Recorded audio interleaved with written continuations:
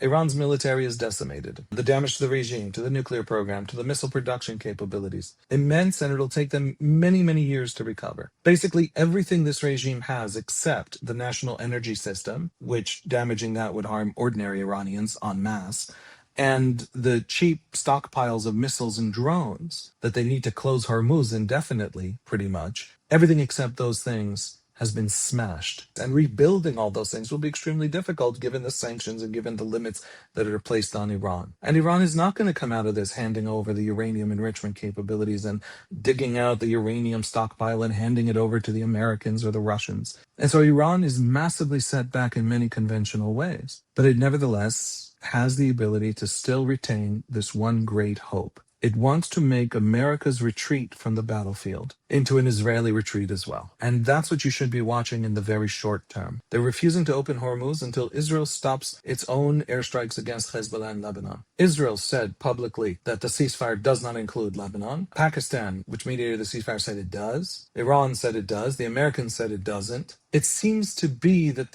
this is the crux of the question that tells us who won and who lost. The Iranians are saying if we've already forced America to blink because of gas prices, then this needs to be the moment that brings America crashing down on the Israelis to get them to stop completely. Because if Israel continues in Lebanon, Israel's continuing to demolish Iranian capabilities and Iranian proxies. And if Israel doesn't do that, if this isn't what's happening, then the American retreat isn't really a retreat. It's just a handing of the baton back to the Israelis. The U.S. is going to demand, in exchange for the ceasefire, a reopening of Hormuz. Iran at the moment is refusing, as long as Israel is still fighting in Lebanon. Is this a handing of the baton to, again, returning to Israeli-Iran war? Or is this an actual end because we made you blink? And that's going to be decided not actually in Iran and not in Washington so much, but in Lebanon. And there's a really more fundamental question that's going to be decided over this question of whether this war actually ends now from the Israeli side, which is, can Iran really hold the global oil supply hostage? And will it succeed in holding the global oil supply hostage?